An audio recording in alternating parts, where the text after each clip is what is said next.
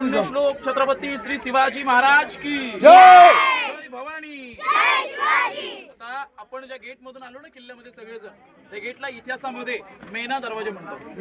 मेना म्हणजे पालखीसारखा एक प्रकार आहे। मेना हा बंद राहतो आणि पालखी ओपन असते। मेणाला पडदे लावलेले असतात, वरून पॅकबंद केलेला असतो। मेणा हा स्त्रियांसाठी असायचा त्यावेळी, आणि पालखी या पुरुषांना। छत्रपती शिवरायांच्या ज्या राणेकडे राहायच्या त्या बंद मेण्यात बसून सूर्यास्त वगैरे पाहण्यासाठी पाठी जायच्या।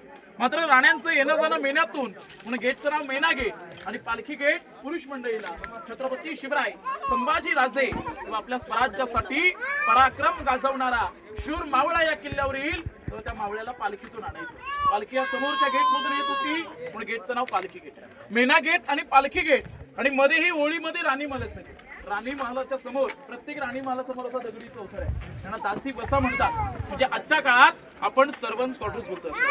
नोकर ज्यावेळी कामावर यायचे तेव्हा नोकर इथे बसायचे राणींचे, आणि नोकरांनी जेव्हा आतमध्ये जाऊन काम केलं जाईल तेव्हा कामं पूर्ण झाली की नोकर आरामाला इथे यायचे, म्हणून याला दासी बसा आजच्या काळामध्ये आपण सर्वंट्स क्वार्टर्स बोलतो। रेलिंग केलं या बॅरिगेटच्या खाली जी चौकडी घरं दिसतील खाली, ते मंत्र्यांचे वाडे, अष्टप्रधान जे मिनिस्टर होते, तानाजी पंत, हंबीराव मोहिते, रामचंद्र त्रिंबक, रामचंद्र निळकंठ, निराजी रावजी आणि रघुनाथ पंडित हे मंत्री होते। आपल्या देशाचं पहिलं मंत्रिमंडळ कोणी स्थापन केलं तर ते छत्रपती शिवरायांनी केलं होतं। 8 मंत्री नेमले होते, त्या मंत्र्यांची इथे घरं होती खाली, अष्टप्रधानांचे वाडे।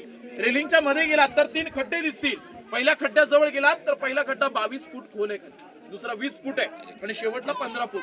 शिवकाळातलं धान्याचं गोडाऊन, तर हिंदवी स्वराज्याची ही राजधानी आहे, आणि आपल्या राजधानी असल्यामुळे किल्ल्याला अचानक शत्रू वेढा दिला। गडाला वेढा पडला, वरची फौज अडकणार आहे।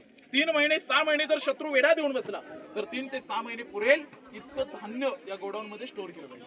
हे धान्य कोठार आहेत, हे खूप लहान आहेत। तुम्ही कोल्हापूरला कधी गेलात तर कोल्हापूरमध्ये पन्हाळा किल्ला आहे, पन्हाळ्यावर पण अशी धान्य कोठार आहेत। पण जमिनीच्या वर 52 फुटाची उंच स्वराज्यातील सगळ्यात मोठा अन्नसाठा हा कोल्हापूरच्या पन्हाळ्यावर केला जायचा, आणि रायगडावरचा धान्य साठा हा इमर्जन्सी शत्रूचा वेढा पडला तर इथून लोकांना धान्य दिलं जायचं गडावरच्या।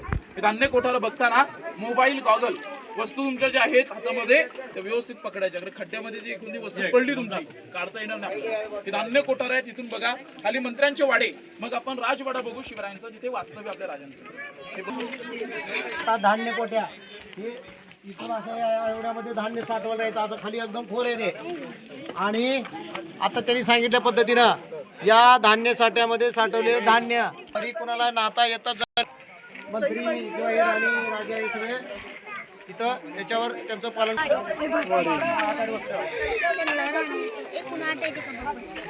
हा इकडं हे